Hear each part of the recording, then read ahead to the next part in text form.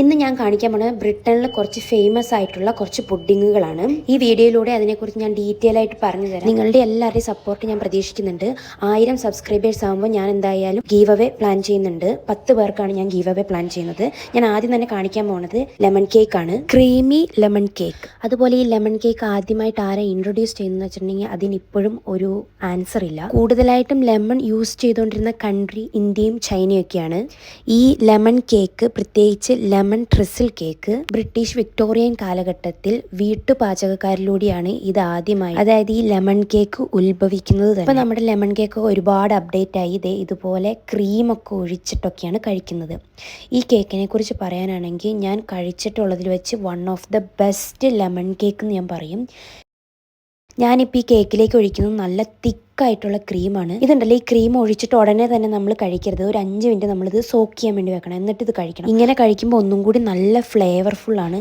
ഞാനിപ്പോൾ ഈ വീഡിയോയ്ക്ക് വോയിസ് ഓവർ ചെയ്യുമ്പോൾ എനിക്ക് സത്യമായിട്ടും കൊതി വരുന്നുണ്ട്. ഇത് ആ ക്രീമിൽ ഒന്നും കൂടി ഡിപ്പിങ് കൂടി ചെയ്തിട്ടാണ് കേട്ടോ ഞാൻ കഴിച്ചത്. നല്ല സോഫ്റ്റ് ആൻഡ് സോഗി ആയിട്ടുണ്ടായിരുന്നു ഞാനത് കഴിച്ചപ്പം. എനിക്കിത് ഭയങ്കരമായിട്ട് ഇഷ്ടപ്പെട്ടു. ഞാൻ ഇതിന് മുന്നേ ലെമൺ കേക്ക് ട്രൈ ചെയ്തിട്ടുണ്ടെങ്കിലും ഇത്രയും ടേസ്റ്റ് ഒരു ലെമൺ കേക്കിനും ഉള്ളതായിട്ട് എനിക്ക് തോന്നിയിട്ടില്ല. ചിലപ്പോൾ ആ ക്രീമും കൂടി ഒഴിച്ച് കഴിച്ചതുകൊണ്ടാണോ എന്നറിയില്ല, ഒരു എക്സ്ട്രാ ഒരു ടേസ്റ്റ് കൂടുതൽ എനിക്ക് തോന്നി. അതുപോലെ ഈ കേക്കിന് മൊത്തത്തിൽ കോട്ട് ചെയ്തിരിക്കുന്ന യെല്ലോ ക്രീമിന് ചീസിൻ്റെ നല്ല ഫ്ലേവർ കിട്ടുന്നുണ്ടായിരുന്നു. അതുപോലെ ഓവറോൾ നോക്കുകയാണെങ്കിൽ ഈ കേക്ക് സൂപ്പറാണ്.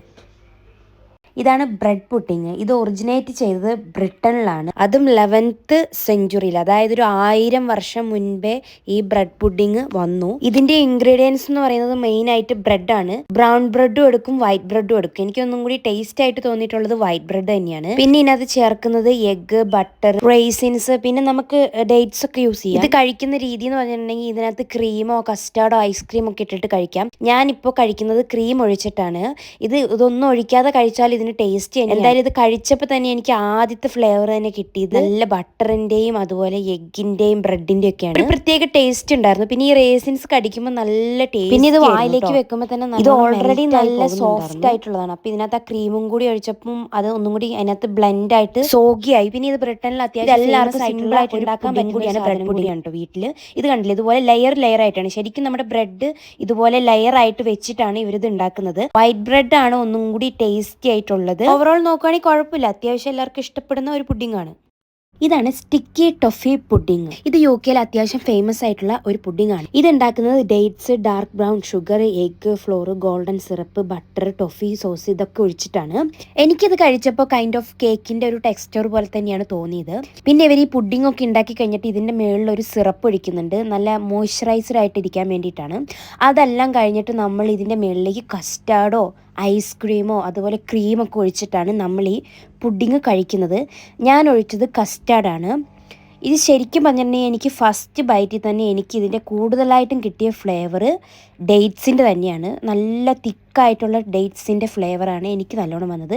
പിന്നെ ചെറുതായിട്ടൊരു ടൊഫീൻ്റെ ഫ്ലേവറും എനിക്ക് കിട്ടി. പിന്നെ ഇത് കസ്റ്റാർഡും കൂടി മിക്സ് ചെയ്ത് തിന്നുമ്പോൾ ആ കസ്റ്റാർഡിൻ്റെ ഫ്ലേവറും കൂടി നമുക്ക് നല്ലോണം കിട്ടുന്നുണ്ട്. ഞാൻ ഇതിന് മുന്നേ ഇത് വാനില ഐസ്ക്രീമിൻ്റെ കൂടെ ട്രൈ ചെയ്തിട്ടുള്ളതാണ്. പക്ഷെ അത് അടിപൊളിയായിരുന്നു കേട്ടോ.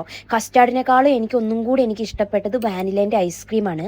അതിൻ്റെ കൂടെ കഴിക്കുമ്പോൾ നല്ല ഒരു പ്രത്യേക ടേസ്റ്റ് കിട്ടും, ഈ ഡേറ്റ്സിൻ്റെയും ഐസ്ക്രീമിൻ്റെ ഒക്കെ ഫ്ലേവറായിട്ട്. കസ്റ്റാർഡ് എന്ന് പറയുമ്പോൾ നല്ല മിൽക്കിൻ്റെ ഫ്ലേവറാണ് വരുന്നത്.